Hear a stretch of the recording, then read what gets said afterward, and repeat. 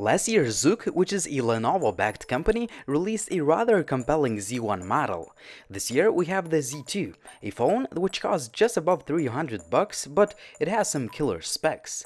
This is Linus, stay tuned for our full review.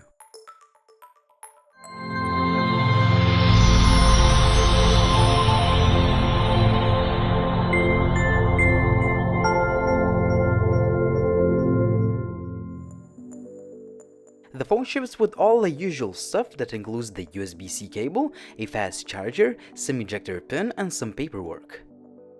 As far as design goes, it has changed quite a bit. Now we have a rather compact phone which uses a very high quality and sturdy metal frame around the device.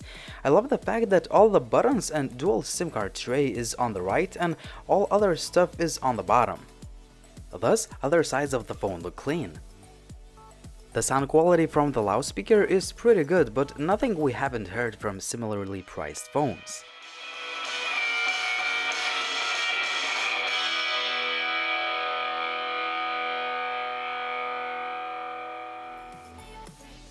Also, we have Gorilla Glass 4 on the front and rear. A great thing is that the phone has some sort of anti-fingerprint coating and it does its job very well. We have a 5 inches 1080p display, which is nice and sharp, but it could be slightly brighter for a better sunlight legibility. An 8 megapixel shooter is here for selfies along with a notification LED light on the top. On the bottom, we have just one physical home button, but it has tons of features. First of all, you can physically press it and it takes you home. Also, you can tap it and it acts as a back button, or swipe it from left to right, for example if you want to access your recent apps. Also, the button is highly customizable and you can assign different tasks. I have to say that this is one of the best home button implementations I've ever tested.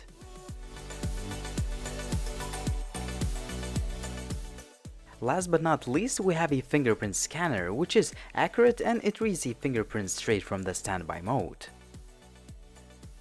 On the back, we have a 13 megapixel shooter with f2.2 aperture and a single LED flash. Overall, the phone is well built, also it feels nice in the hand and it sports some flagship-worthy materials in the construction. ZUK Z2 sports some flagship-grade specifications too. It has a Snapdragon 820 chip, 4GB of RAM and 64GB of onboard storage without the microSD card slot. As you may have guessed, the phone can handle anything you throw at it without a sweat. All the games ran almost perfectly on highest graphics and there were no overheating issues.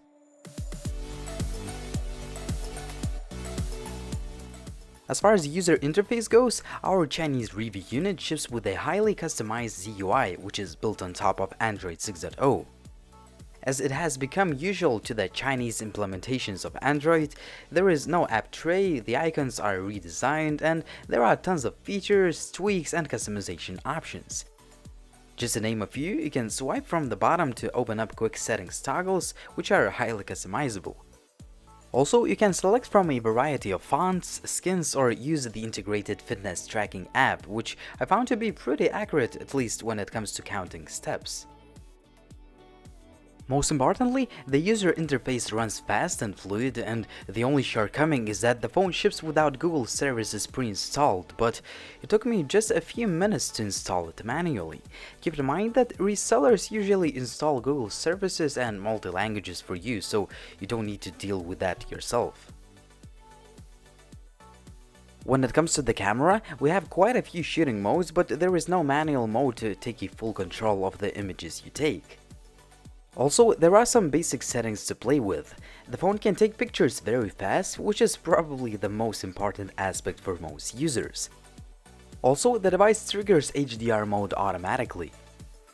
ZUK Z2 can take some nice looking daylight images with a good amount of detail, accurate looking colors and sharpness. The camera starts struggling in lower lit situations as the images have quite a lot of noise and less detail. Still, you can get some usable images out of this phone. Right now I'm shooting in 4K resolution with the ZUK Z2. This is handheld footage. And today is kind of cloudy day, it's about to rain The soon. 4K video looks really good for a $300 phone. However, the footage could have less noise and compression, and the green color of the grass looks kind of oversaturated. An 8-megapixel selfie snapper can take some decent looking selfies for social media needs. Overall, ZUK Z2 does not have a perfect camera, but it is definitely one of the better cameras in a $300 phone. I didn't have any connectivity issues with the device as the signal reception was good and the call quality was decent.